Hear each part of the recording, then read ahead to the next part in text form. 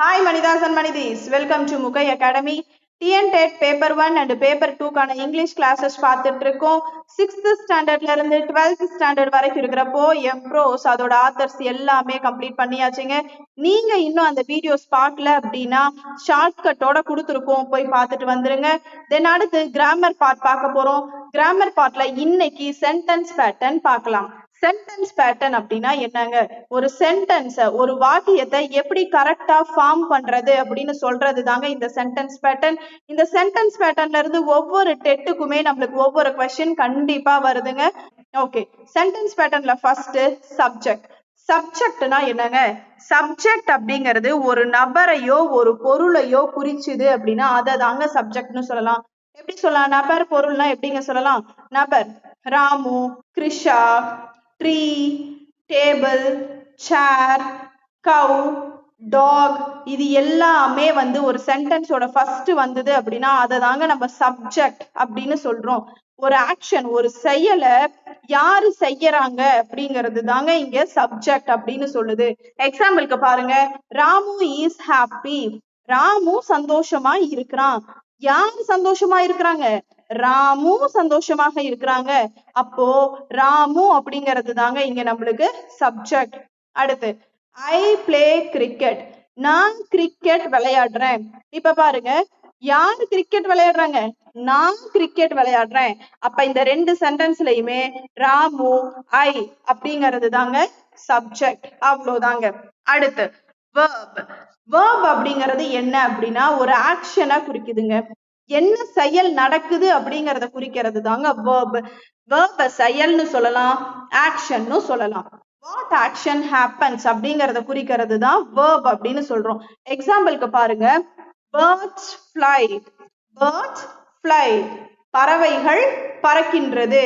அப்ப இதுல எதுங்க வேர்ப்?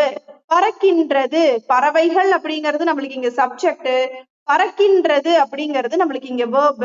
அப்ப பேர்ட்ஸ் ஃப்ளை, ஃப்ளைங்கிறது இங்க நம்மளுக்கு வேர்புங்க. அடுத்து she sings.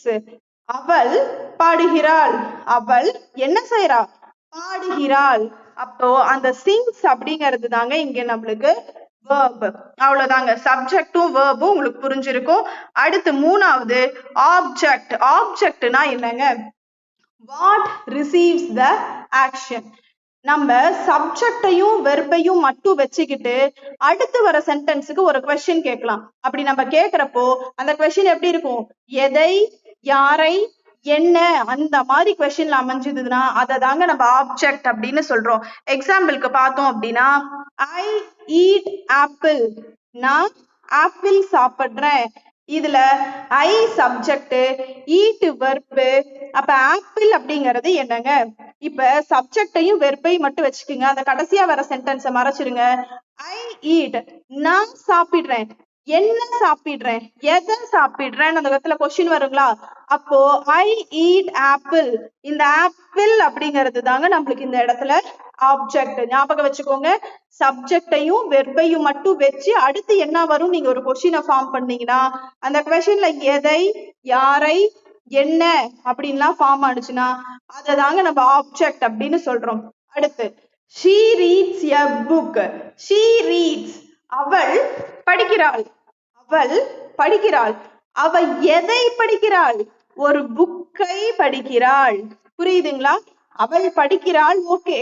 அவள் எதை படிக்கிறாள்? ஒரு புக்கை படிக்கிறாள். அப்போ இதுல a book அப்படிங்கிறது ஒரு ஆப்ஜெக்ட். அவ்வளவுதாங்க. இந்த கீவேர்ட் ஞாபகம் வச்சுக்கோங்க, சப்ஜெக்டையும் வெர்பையும் வச்சு அடுத்து நீங்க ஒரு கொஸ்டின் ஃபார்ம் பண்றப்ப எதை, யாரை, என்னங்கிற கொஸ்டின் மார்க், கொஸ்டின் வேர்டு வந்தது அப்படின்னா அதை தாங்க நம்ம ஆப்ஜெக்ட்னு சொல்றோம். இந்த ஆப்ஜெக்ட்ல நம்மளுக்கு ரெண்டு டைப்ஸ் இருக்குங்க. ஒண்ணு வந்துட்டு டைரக்ட் ஆப்ஜெக்ட், இன்னொன்னு வந்துட்டு இன்டைரக்ட் ஆப்ஜெக்ட். டைரக்ட் ஆப்ஜெக்ட நம்ம டிஓன்னு எழுதுவோம், இன்டைரக்ட் ஆப்ஜெக்ட ஐஓன்னு எழுதுவோம். டைரக்ட் ஆப்ஜெக்ட்னா என்னங்க? ஆக்ஷன் டைரக்டா எதுக்கு நடக்குது அப்படின்னு சொல்றது தாங்க டைரக்ட் ஆப்ஜெக்ட். இப்ப என்ன பார்த்தோம்? ஐ ஈட் அண்ட் ஆப்பிள் பார்த்தோங்களா? ஐ ஈட், நான் சாப்பிடுறேன். எதை சாப்பிடுறேன்?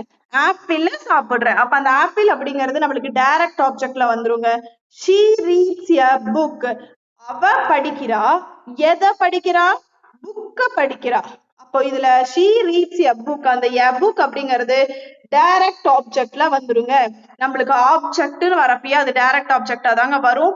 டைரக்ட் ஆப்ஜெக்ட் இன்டைரக்ட் ஆப்ஜெக்ட்னு வரப்பதான் ரெண்டும் தனித்தனியா நம்ம மென்ஷன் பண்ணுவோம். அடுத்து இன்டைரக்ட் ஆப்ஜெக்ட்னா என்ன? மறைமுக பொருள். டைரக்ட் ஆப்ஜெக்ட்னா நேரடியா பொருள் கொடுக்கும். இன்டைரக்ட் ஆப்ஜெக்ட்னா மறைமுகமா பொருள் கொடுக்கும். ஆக்ஷன் யாருக்கு யாருக்காக நடக்குது, ஒரு செயல் யாருக்கு நடக்குது யாருக்காக நடக்குது அப்படின்ற கொஸ்டின் வந்தது அப்படின்னா அது இன்டைரக்ட் ஆப்ஜெக்ட்டுங்க. எக்ஸாம்பிளுக்கு ஐ gave him a book. I gave him a book. இதுல உங்களுக்கு நல்லா தெரியும் ஐ அப்படிங்கிறது என்னங்க சப்ஜெக்ட், கேவ் அப்படிங்கிறது என்னங்க வெர்புல வந்துரும். தென் அடுத்து என்னங்க இருக்கு ஐ கேவ் ஹிம் எ புக். நான் அவனுக்கு ஒரு புக்கை கொடுத்தேன் அப்படின்னு மீனிங் வருதுங்களா? இப்போ இத பிரிங்க. ஐ கேவ் நான் கொடுத்தேன், எதை கொடுத்த வருதுங்களா? எதை கொடுத்த? புக்கை கொடுத்தேன். அப்ப இந்த புக்குங்கிறது ஆப்ஜெக்ட். சோ இத டைரக்ட் ஆப்ஜெக்ட் அப்படின்னு எடுத்துக்கலாங்களா? யாருக்கு கொடுத்த? அடுத்த கொஸ்டின். நான் கொடுத்தேன், எதை கொடுத்த? புக்க கொடுத்தேன். ஓகே, யாருக்கு கொடுத்த? யாருக்கு கொடுத்த அப்படின்னு வருது இல்லைங்க, அதுதான் இந்த ஹிம். அப்ப இதுல ஹிம் அப்படிங்கிறது இன்டைரக்ட் ஆப்ஜெக்ட். அவ்வளவுதாங்க. நான் புக்க கொடுத்தேன், அதை யாருக்கு கொடுத்தேன்னு கேக்குற கேள்விதாங்க. இன்டைரக்டா ஒரு மனுஷன் யாருக்கு யாருக்காக இது நடக்குது அப்படின்னு சொல்றது சொன்னாங்களா? அப்ப ஐ கேவ் ஹிம் எ புக் அப்படிங்கறதுல சப்ஜெக்ட், வெர்ப், இன்டைரக்ட் ஆப்ஜெக்ட், தென் டைரக்ட் ஆப்ஜெக்ட் நாலுமே வருதுங்க. அவ்வளவுதான். தென் அடுத்து பாருங்க, she bought me a pen. she bought me a pen. அவ என்கிட்ட இருந்து பெண்ணை வாங்கினான். ஓகேங்களா? இதுல ஷீங்கிறது அவ, சோ சப்ஜெக்ட்ல போட்டுடலாம். பாட், பாட்டுங்கிறது வெர்புல வந்துரும். she bought அவ வாங்குனா. எதை வாங்குனா? பெண்ணை வாங்குனா. அப்ப இந்த ஏ பெண்ணுங்கிறது டைரக்ட் ஆப்ஜெக்ட்ல வந்துரும். யாருக்கிட்ட வாங்குனா? என்கிட்ட வாங்குனா. அதுதாங்க இங்க மீ. அந்த மீ அப்படிங்கிறது தாங்க நம்மளுக்கு இங்க இன்டைரக்ட் ஆப்ஜெக்ட். புரிஞ்சுதுங்களா? she bought me a pen. அவ வாங்குனா. என்ன வாங்குனா? எதை வாங்குனா? பெண்ணை வாங்குனா. சோ அப்ப அந்த இடத்துல டூ டி அந்த இடத்துல டைரக்ட் ஆப்ஜெக்ட்னு போட்டுக்கலாம். அந்த பெண்ணை யார்கிட்ட இருந்து வாங்குனா? என்கிட்ட இருந்து வாங்குனா. அவ்வளவுதாங்க. அந்த என்கிட்ட அப்படிங்கிறது தான் இன்டைரக்ட் ஆப்ஜெக்ட் இந்த இடத்துல. அவ்வளவுதாங்க. உங்களுக்கு புரிஞ்சிருக்கும்னு நினைக்கிறேன். அதே மாதிரி எல்லா சென்டென்ஸ்லயுமே இன்டைரக்ட் ஆப்ஜெக்ட் இருக்காதுங்க. ஆனா டைரக்ட் ஆப்ஜெக்ட் பொதுவா எல்லாத்துலயுமே இருக்கும். ஏன்னா ஆப்ஜெக்ட்னாலும் டைரக்ட் ஆப்ஜெக்ட்னாலும் ஒண்ணுதாங்க, வேற எதுவும் இல்லை. அடுத்து அட்ஜங்க்ட் அல்லது அட்வர்ப். இது என்ன சொல்லுது? Time, place, manner. எங்க, எப்போ, எப்படி, இந்த மாதிரி கொஸ்டினை நம்மளால ஃபார்ம் பண்ண முடிஞ்சது அப்படின்னா அதை தாங்க அட்ஜங்க்ட் அல்லது அட்வர்ப்னு சொல்றோம். நல்லா புரிஞ்சுக்கோங்க. ஆப்ஜெக்ட்ல என்னங்க பார்த்தோம்? எதை, யாரை, என்ன, இந்த மாதிரி எல்லாம் கொஸ்டின் வந்ததுன்னா ஆப்ஜெக்ட்னு பார்த்தோம். அட்ஜங்க்ட்ல என்னங்க பாக்குறோம்? எங்க, எப்ப, எப்படி. அவ்வளவுதாங்க. ஒரு டைமையும் நேரத்தையும் மேனரையும் குறிக்குது. அவ்வளவுதாங்க, ஞாபகம் வச்சுக்கோங்க. எக்ஸாம்பிளுக்கு I go to school every day. I go to school every day. இது எப்படிங்க ஃபார்ம் பண்ணலாம்? இங்க ஐ அப்படிங்கிறது என்னங்க? ஐ அப்படிங்கிறது சப்ஜெக்ட்டுங்களா? தென் கோ அப்படிங்கிறது என்னங்க வந்துரும்? வெர்புல வந்துருங்களா?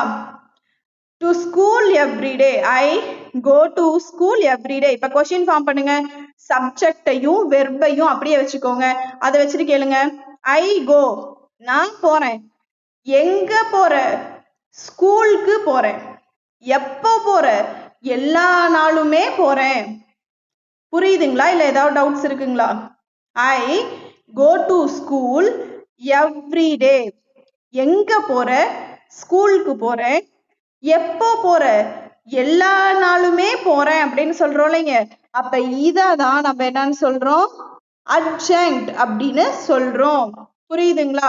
அடுத்து she sings every day. she sings beautifully. அவ ரொம்ப அழகா பாடுறாப்பா. அவ அழகா பாடுறாப்பா. she அப்படிங்கிறது நம்மளுக்கு தெரியும் சப்ஜெக்ட். sings அவள் பாடுகிறாள் வெர்ப்ல வந்துரும். அவ எப்படி பாடுறா பியூட்டிஃபுல்லா பாடுறாங்க. சோ அது adjunct adverbல வந்துருங்க. புரியுதுங்களா? எங்க எப்ப எப்படின்னு நம்மள கொஸ்டின் அமைக்க முடிஞ்சதுன்னா அது adjunct. என்ன எதை யாரைன்னு நம்ம கொஸ்டின் அமைக்க முடிஞ்சதுன்னா அது object. அவ்வளவுதாங்க. then final last one complement. complementனா என்னங்க? ஒரு சென்டென்ஸ நிறைவு செய்யறதுக்கு நம்மளுக்கு ஹெல்ப் பண்றதாங்க complement. helps to complete a sentence. ஒரு சென்டென்ஸ கம்ப்ளீட் பண்றதுக்கு நம்மளுக்கு ஹெல்ப் பண்றது. எக்ஸாம்பிளுக்கு பார்த்தோம் அப்படின்னா she is a teacher. இதுல சப்ஜெக்டையும் வெர்பையும் வச்சுக்கலாங்க. she is அவள் அப்படின்னு சொன்னோம்னா அந்த சென்டென்ஸ் கம்ப்ளீட் ஆகுங்களா? ஆகாது. அந்த சென்டென்ஸ் கம்ப்ளீட் ஆகிறதுக்கு என்னங்க பண்ணுவோம்? அடுத்து ஒன்று எக்ஸ்ட்ரா சேர்த்து ஒலைங்க. அதுதாங்க complement. she is a teacher. ஓகேங்களா? Complement. Ram is happy. Ram என்ன ராம்? ராம்னு சொல்லிட்டா முடிஞ்சுதுங்களா? இல்ல இல்ல, ராம்க்கு ஏதாவது ஒண்ணு சொல்லுல. Ram is happy. ராம் சந்தோஷமா இருக்கான். சென்டென்ஸ் கம்ப்ளீட் ஆயிடுச்சுங்களா? இது தாங்க காம்ப்ளிமெண்ட் அப்படின்னு சொல்றோம். சோ இது எல்லாமே உங்களுக்கு முக்கியங்க. நல்லா இன்னொரு தாட்டி ரீகால் பார்த்துக்கோங்க. சப்ஜெக்ட் அப்படின்னா ஒரு பொருள் அல்லது நபரை குறிக்கிறது தாங்க சப்ஜெக்ட். ஒரு செயலை எது செய்கிறது அப்படின்னு சொல்றது தாங்க subject. Ramu is happy, I play cricket. Ramu I ரெண்டுமே சப்ஜெக்ட். அடுத்து verb. என்ன செயல் நடக்கிறது? what action happens? birds fly, she sings. இதுல flyயும் singsம் தான் verb. ஓகேங்களா? அடுத்து object. what receives the action? ஒரு நம்ம சப்ஜெக்டையும் வெர்பையும் மட்டும் வச்சுட்டு ஒரு கொஸ்டின் கேட்டா எதை யாரை என்னங்கிற கேள்வியில வந்து நின்னுச்சுடா அது ஆப்ஜெக்ட்டுங்க. I eat apple. நான் சாப்பிட்டேன். என்ன சாப்பிட்டேன்? ஆப்பிள் சாப்பிட்டேன். இதுதாங்க ஆப்ஜெக்ட். இந்த ஆப்ஜெக்ட் ரெண்டு டைப்ஸ் வரும். ஒன்னு வந்துட்டு டைரக்ட் ஆப்ஜெக்ட், இன்னொன்னு வந்துட்டு இன்டைரக்ட் ஆப்ஜெக்ட். டைரக்ட் ஆப்ஜெக்ட் அப்படிங்கிறது நார்மலா நம்ம சொல்ற ஆப்ஜெக்ட் தாங்க. ஐ ஈட் அன் ஆப்பிள்னா ஐ ஈட் நான் சாப்பிட்டேன். எதை சாப்பிட்டேன்? ஆப்பிள சாப்பிட்டேன். அதுதாங்க நம்மளுக்கு இந்த இடத்துல டைரக்ட் ஆப்ஜெக்டா வரும். அப்ப இன்டைரக்ட் ஆப்ஜெக்ட்னா என்னன்னா மறைமுக பொருளை கொடுக்கும். யாருக்காக இந்த செயல் நடக்குது, எதுக்காக இந்த செயல் நடக்குதுன்னு கேட்டுச்சு அப்படின்னா அதுதாங்க இன்டைரக்ட் ஆப்ஜெக்ட். அப்போ I gave him a book. நான் புக்கு கொடுத்தேன். யாருக்கு கொடுத்தேன்? அவனுக்கு கொடுத்தேன். அப்ப I subject, gave verb, a book அப்படிங்கிறது டைரக்ட் ஆப்ஜெக்ட், ஹிம் அப்படிங்கிறது இன்டைரக்ட் ஆப்ஜெக்ட் அப்படின்னு சொல்லலாங்க. தென் அடுத்து adjunct அல்லது adverb. எங்க எப்ப எப்படிங்கிற ஒரு கொஸ்டினை நம்மளால சப்ஜெக்டையும் வெர்பையும் வச்சு ஃபார்ம் பண்ண முடிஞ்சது அப்படின்னா அதை தாங்க adjunct அல்லது adverbனு சொல்றோம். ஐ கோ டு ஸ்கூல் எவ்ரிடே. நான் எல்லா நாளும் ஸ்கூலுக்கு போறேன். ஐ கோ எங்க போறேன்? ஸ்கூலுக்கு போறேன். எப்ப போவேன்? எல்லா நாளும் போவேன். அப்ப ஐங்கிறது சப்ஜெக்ட், கோங்கிறது வெர்ப், டு ஸ்கூல் எவ்ரிடேங்கிறது adjunct. ஷீங்கிறது சப்ஜெக்ட், சிங்ஸ்ங்கிறது வெர்ப், பியூட்டிஃபுல்லி அப்படிங்கிறது adverb. அடுத்து காம்ப்ளிமெண்ட்னா என்னங்க? ஒரு சென்டென்ஸை நிறைவு பண்றது, கம்ப்ளீட் பண்றது. Helps to complete a sentence. ஷீன்னு மட்டும் சொன்னோம்னா அந்த இடத்துல மீனிங் வராது. ஷீ இஸ் அப்படின்னா அவ இருக்கிறா. என்னவா இருக்கிறா? She is a teacher. அதுதாங்க அங்க கம்ப்ளீட் பண்ணுது. அடுத்து ராம் இஸ் ஹாப்பி. இதுக்கெல்லாம் எக்ஸாம்பிளுக்கு பார்த்தாச்சு. அடுத்து பிராக்டிஸ் செஷன் பார்க்கலாங்க.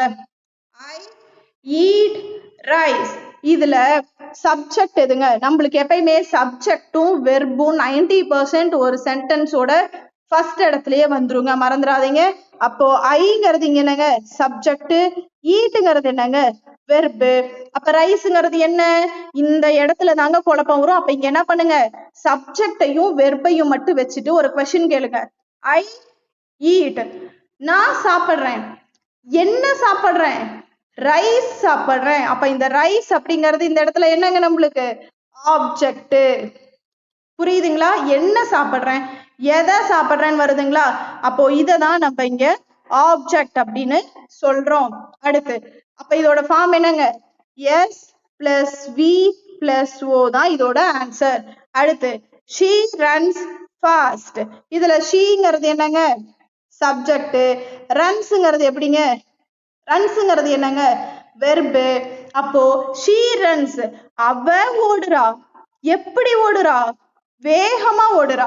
அப்ப எந்த எப்படின்னு வந்துருச்சுங்களா? அவ ஓடுறா எப்படி ஓடுறா? வேகமா ஃபாஸ்டா ஓடுறா. அப்ப எப்படின்னு வந்துருச்சுன்னா நம்ம என்னங்க போடுவோம்? adjunct போடுவோம். புரியுதுங்களா இப்போ? அவ்வளவுதான். அப்ப இந்த கொஸ்டினோட ஆன்சர் என்ன? S plus V plus A. அவ்வளவுதாங்க. தென் அடுத்து I found the movie interesting. I found the movie interesting. I subject சொல்லியாச்சு, found verb சொல்லியாச்சு. I found நான் நினைச்சேன். நீ என்ன நினைச்ச? நீ எதை பத்தி நினைச்ச? the movie அந்த மூவிய பத்தி நினைச்சேன். எதை பத்தின்னு வந்துருச்சுங்களா? அப்ப இந்த இடத்துல ஆப்ஜெக்ட் வந்துரும். நான் நினைச்சேன். எதை நினைச்ச? அந்த மூவிய பத்தி நினைச்சேன். இப்ப அடுத்த கொஸ்டின். அந்த படம் இன்ட்ரெஸ்டா இருக்கும்னு நினைச்சேன். இந்த இன்ட்ரெஸ்டிங் வரவும் தான் இந்த சென்டென்ஸ் கம்ப்ளீட் ஆகுது. சோ இந்த இன்ட்ரெஸ்டிங் அப்படிங்கறத காம்ப்ளிமெண்ட் அப்படின்னு சொல்றோங்க. புரியுதுங்களா? I found the movie interesting.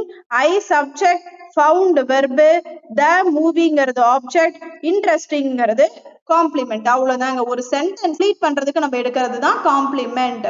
அடுத்து question number 4. She kept the book on the table. She kept. sheங்கிறது சப்ஜெக்ட்ல வந்துருங்களா? kept அப்படிங்கிறது வெர்ப்ல வந்துரும். இதுக்கு மேலதான் நம்ம கண்டுபிடிக்கணும். She kept the book on the table. என்னங்க சொல்றாங்க? அவள் எதை வச்சா? கேட்கலாங்களா? அவ வச்சா, எதை வச்சா? புக்க வச்சா. அப்ப எதைங்கிற கொஸ்டின் வந்தனால இது ஆப்ஜெக்ட்னு சொல்லாங்களா? எங்க வச்சா? அந்த டேபிள் மேல வச்சா. எங்க வச்சா? எங்கன்னு வந்துருச்சு. நம்மளுக்கு கீவேர்டு என்னங்க? adjunct. அவ்வளவுதாங்க. சோ இதோட ஃபார்ம் என்ன? S plus V plus O plus A. அவ்வளவுதாங்க. தென் அடுத்து I sent him a message. இதோட மீனிங் என்னங்க? முதல்ல சப்ஜெக்ட் மார்க் பண்ணிக்கோங்க. ஐங்கிறது சப்ஜெக்ட், சென்ட்ங்கிறது வெர்ப். அவ்வளவுதான். இப்ப I sent him a message. நான் அவருக்கு ஒரு செய்தி அனுப்புனேன். இதை எப்படிங்க வச்சுக்கலாம்? I sent. நான் அனுப்புனேன். என்ன அனுப்புனேன்? எதை அனுப்புனேன்? கேள்வி கேட்கலாங்களா? நான் மெசேஜ் அனுப்புனேன். சோ இதை என்ன வச்சுக்கலாம்? ஆப்ஜெக்ட். என்ன எதைன்னு வந்துருச்சு. சோ இதை டைரக்ட் ஆப்ஜெக்ட்னு வச்சுக்கலாம். இப்ப மிச்சம் எங்க இருக்கு? ஹிம்னு இருக்குங்களா? நான் மெசேஜ் அனுப்புனேன். ஓகே, யாருக்கு அனுப்புனேன்? யாருக்கு அனுப்புனேன்? அந்த கேள்வி வருது இல்லைங்க. அவனுக்கு, அவனுக்கு அனுப்புனேன். அப்போ இது வந்துட்டு இன்டைரக்ட் ஆப்ஜெக்ட். அப்ப இது எப்படிங்க பிரிக்கலாம்? S plus V plus IO plus DO ன்னு பிரிக்கலாம். அடுத்து கொஸ்டின் நம்பர் 6. இந்த கொஸ்டின் வந்துட்டு TNTET பேப்பர் 1ல 2025ல கேட்ட கொஸ்டின்கள். நல்லா பாத்துக்கோங்க. My father presented me a watch. என் அப்பா அப்படிங்கிறது my fatherங்கிறது சப்ஜெக்ட்ல வந்துருங்களா? presented அப்படிங்கிறது வெர்பு வந்துருங்களா? இப்போ என் அப்பா கொடுத்தாரு. கேட்கலாங்களே? என் அப்பா கொடுத்தாரு. எதை கொடுத்தாரு?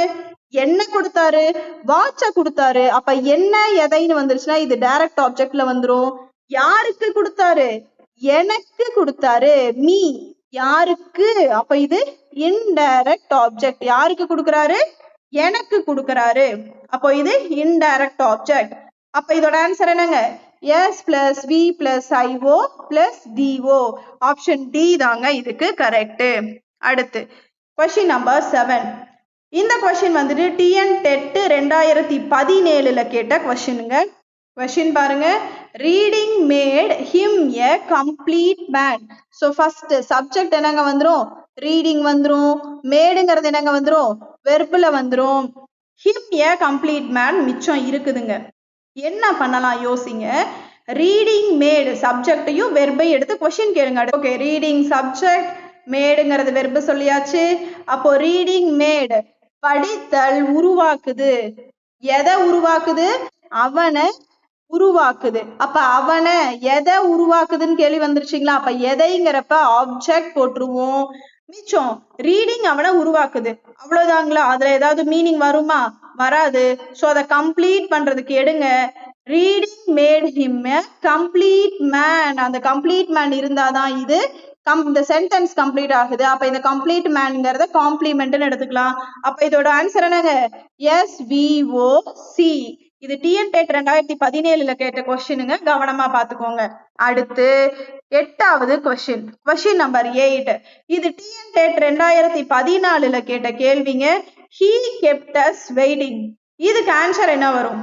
Option A SVO, option B இந்த இடத்துல SVA வச்சுக்கோங்க, SVA, option C SVOC, option D SVOA. இந்த கொஸ்டின் உங்களுக்கான பிராக்டிஸ் கொஸ்டின். இந்த கொஸ்டினுக்கான ஆன்சரை கமெண்ட்ல சொல்லுங்க. இந்த வீடியோல உங்களுக்கு ஏதாவது டவுட்ஸ் இருந்தா கமெண்ட் பண்ணுங்க, நான் எக்ஸ்பிளைன் பண்றேன். இந்த வீடியோ உங்களுக்கு யூஸ்ஃபுல்லா இருந்தா ஒரு லைக் அண்ட் சப்ஸ்கிரைப் பண்ணுங்க. முகை அகாடமிக்கு சப்போர்ட் பண்ணுங்க. தேங்க்யூ.